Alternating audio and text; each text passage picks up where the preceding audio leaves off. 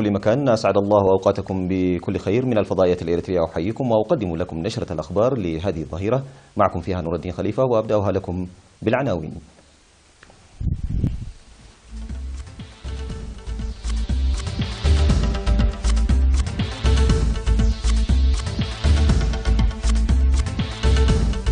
الافتتاح الرسمي للاحتفال بذكرى عملية فنقل 28. فرع الصحة في إقليم جنوب البحر الأحمر يقيم أنشطته. منومونيو البساتين في مديرية عازة يقومون تطهيرهم لمضاعفة الإنتاج. إسرائيل تعلن سفيرا جديدا لها بالأردن بعد أشهر من التوتر. فرنسا ترفع موازنتها الدفاعية ل7 أعوام مقبلة. وإغلاق آخر للحكومة الأمريكية.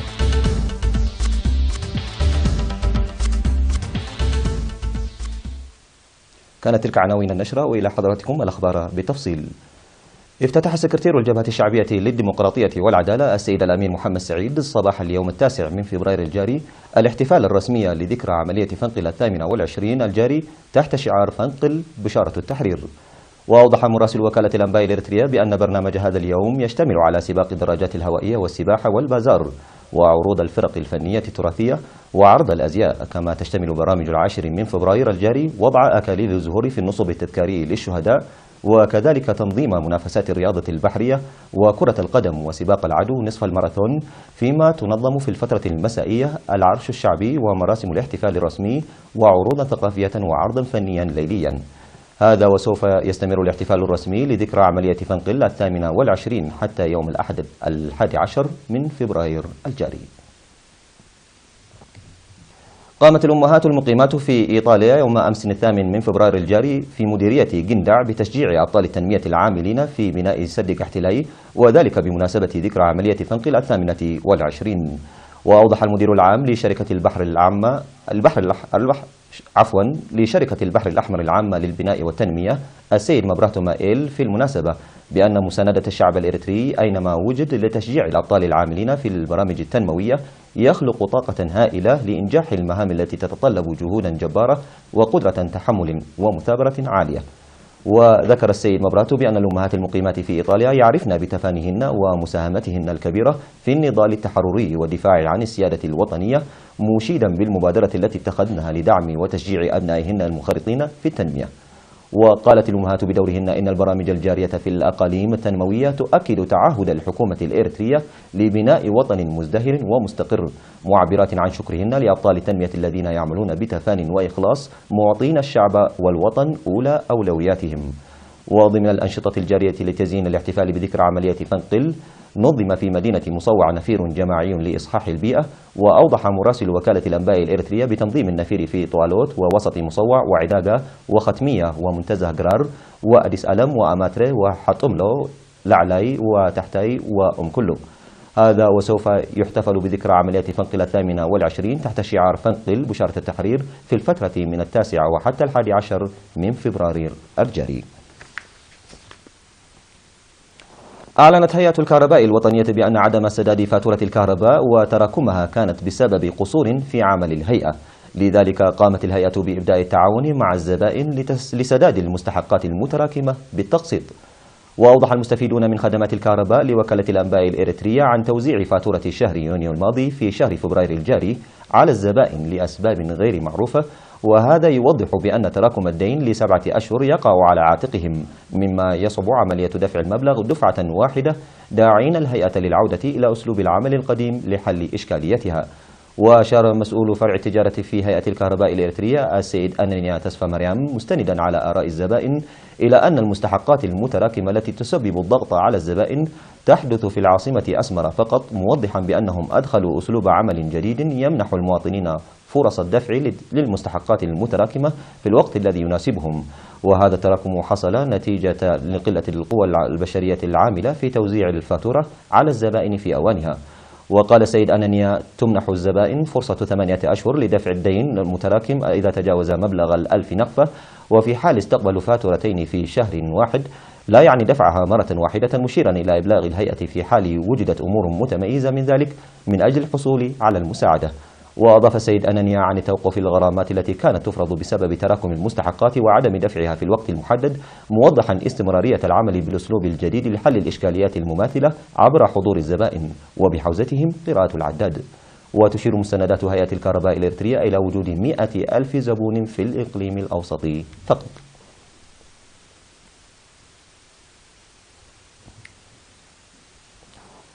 قيم فرع الصحة في إقليم جنوب البحر الأحمر في الاجتماع الذي عقده بمدينة عصب في 6 من فبراير الجاري أنشطته التنموية السنوية لعام 2017، وناقش برامج 2018 وسبل تنفيذها. وقدمت في المناسبة تقارير مفصلة حول الأنشطة المنفذة المتمثلة في صحة الأسر والمجتمع ومراقبة الأمراض المعدية والإيدز والسل والملاريا والأمراض غير المعدية التي تتطلب متابعة خاصة، بالإضافة إلى توفير متطلبات الأدوية وغيرها. ووفق التقارير المقدمة أوضحت ارتفاع أعداد الخاضعين للفحص الطوعي ب 42%، فيما بلغت نسبة الشفاء من السل إلى 95%، واختفاء ظاهرة الملاريا في الإقليم بالكامل بداية من عام 2008، وتفعيل أعمال جادة منسقة لمكافحة الأمراض العابرة للحدود. وذكر مسؤول فرع الصحة في الإقليم السيد أسفاو جبر ميكائيل بأن تطور الكادر الصحي والمستلزمات الطبية في العام الماضي ساهمت كثيرا في إنجاح أنشطة المؤسسات الصحية اليومية، مشيدا بالدور الهام الذي قام به المجتمع والشركاء لإنجاح خدمات التطعيم حتى في المناطق النائية والبعيدة. وألقى حاكم الإقليم السفير محمد سعيد منتاي كلمة أوضح فيها بأن النتائج العالية المحققة في استخدام المواطنين الجيد للمؤسسات الصحية يعود إلى جهود الكادر الصحي وحملات التعبئة والسمينارات التي نظمها الشركاء، داعيا للدفع بالخدمات التعليمية المقدمة بالتحرك إلى القرى المتناثرة التي لم يتم جمعها حتى الآن. وقدم المشاركون آراء ومقترحات بناءة من ضمنها إيجاد الحلول لنواقص سيارة الإسعاف في بعض المؤسسات الصحية بالمديريات، وتنظيم دورات تأهيلية لرفع قدرات الكادر الصحي وغيرها من المقترحات. هذا ويوجد في إقليم جنوب البحر الأحمر مستشفى مرجعي ومستشفيان أهليان و12 عيادات صحية، بالإضافة إلى مركز صحي لرعاية الأمومة والطفولة. يعمل المزارعون المنضوون تحت جمعية البساتين في مديرية عرزة على تعزيز تأطيرهم لمضاعفة إنتاج الخضروات والفواكه. وفي الاجتماع الذي عقد لتقييم الأنشطة أوضح رئيس اللجنة السيد عندمسك التكابو عدم إيصال منتجات مرضية إلى المواطنين بمختلف الأسباب، داعيا الأعضاء العمل بجهد لتطوير جمعيتهم وتعزيز دعم وزارة الزراعة الإرشادي والمادي لمنمي البساتين لمواجهة التحديات والقصور الذي يواجههم. وذكر السيد عندمسك عن تنمية 125 هكتارا فقط من هذا العام 2017 من أصل 166 هكتارا يتم تنميتها عبر الجمعية، مشيرا إلى انخفاض إنتاج الخضروات والفواكه مقارنة بالسنوات الماضية. وأكد بأن قلة البذور المحسنة وآليات تطور الإنتاجية وانخفاض المياه الجوفية من أهم العوامل التي تؤثر سلبا على أنشطتهم الزراعية. وأوضح خبير تنمية الخضروات والفواكه في مكتب الزراعة بالمديرية الشاب يوهانس يوسف بأن تطبيق منمي البساتين الإرشادات والسمينارات المهنية المقدمة لهم وتبادل التجارب فيما بينهم كما ينبغي يؤدي إلى حل الإشكاليات التي تواجههم. هذا وتضم جمعية البساتين المؤسسة في عام 2001 في مديرية عرزة 98 عضوا. المشاهدين الأفاضل، كانت تلك الأخبار الداخلية. فاصل قصير وأوافيكم بالأخبار على الصعيد العالمي. كونوا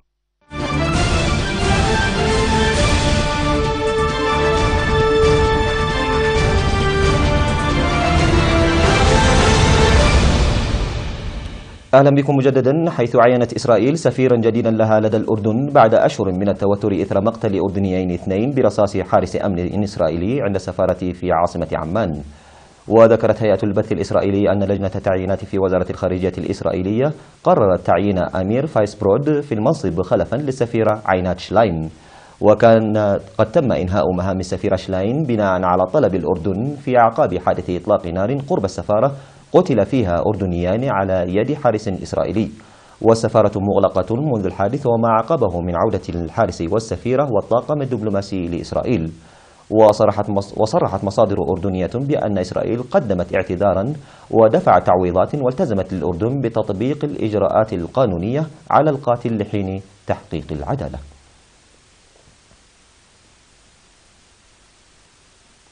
تعتزم فرنسا تخصيص 295 مليار يورو لموازنتها الدفاعية للأعوام السبع المقبلة، في زيادة تهدف لرفع النفقات العسكرية للبلاد لتبلغ 2% من إجمالي الناتج المحلي في 2025 بحسب مشروع قانون سيدرسه مجلس الوزراء. وبحسب مشروع قانون البرمجة العسكري الذي أعدته وزارة الجيوش الفرنسية، فإن موازنة الدفاع الفرنسية التي بلغت قيمتها 34 مليار يورو في العام 2018 ستتم زيادتها سنويا حتى العام 2022 بمقدار 1 مليار يورو. وهذه الزيادة المضطردة في الإنفاق العسكري والتي ستكلف الخزينة حتى العام 2023 ما مجموعه 198 مليار يورو تمثل قطيعة مع سياسة التقشف المالي التي فرضت طوال عقد من الزمن على الجيش، مما انعكس عليه خفضا في العديد وتقدما في العتاد، قبل أن تعود الأموال لتتدفق إلى خزينة وزارة الدفاع إثر الاعتداءات الجهادية التي أدمت البلاد في 2015. أما على صعيد الردع النووي فتعتزم فرنسا تخصيص 37 مليار يورو بين العامين 2019 و 2025 لتحديث السفن والطائرات القاذفة للأسلحة النووية.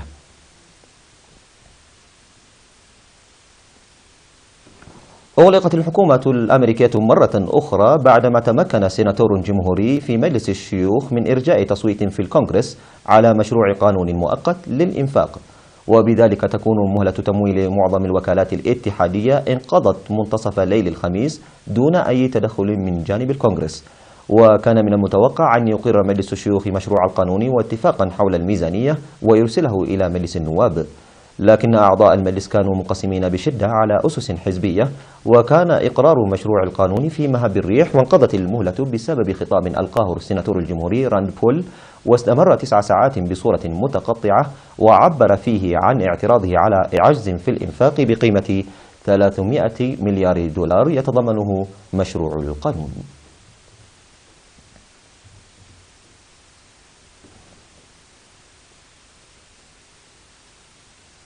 يتوقع أن تجلب ألماسة سعرا قياسيا عالميا عندما تعرض للبيع في دار سوثبيز للمزادات في لندن هذا الشهر.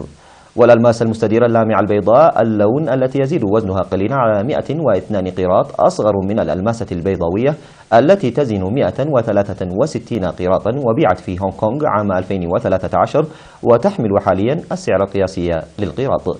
لكن دار سوثبيز الذي تولت أيضا عملية البيع في هونغ كونغ تتوقع أن تجلب الألماسة الأصغر سعرا أعلى لندرتها وجودتها العالية.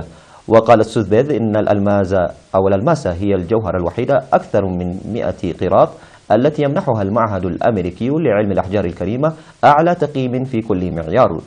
ولم يجرى الكشف عن سعر الألماسة التي ستباع في مزاد خاص.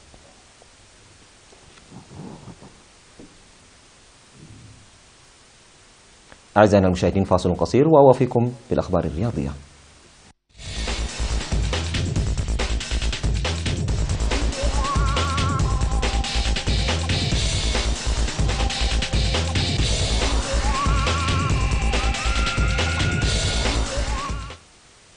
تأهل فريق برشلونة إلى نهائي كأس إسبانيا لكرة القدم للعام الخامس على التوالي بعد فوزه بهدفين مقابل لا شيء على فريق فالنسيا في لقاء الإياب للدوري قبل النهائي. وسبق لبرشلونة الفوز على فالنسيا بهدف مقابل لا شيء في مباراة الذهاب التي جرت على ملعب كامب نو ليفوز 3 أهداف مقابل لا شيء في مجموع المباراتين.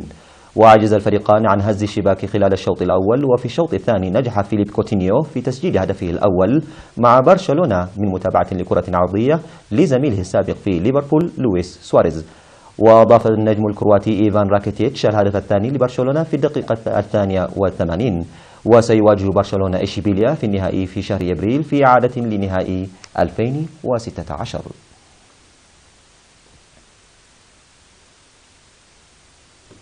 بهذا مشاهدينا الكرام أكون قد وصلت بكم إلى نهاية نشرتنا لهذه الظهيرة من الفضائيات الإريترية. أشكركم على حسن الإصغاء والمتابعة.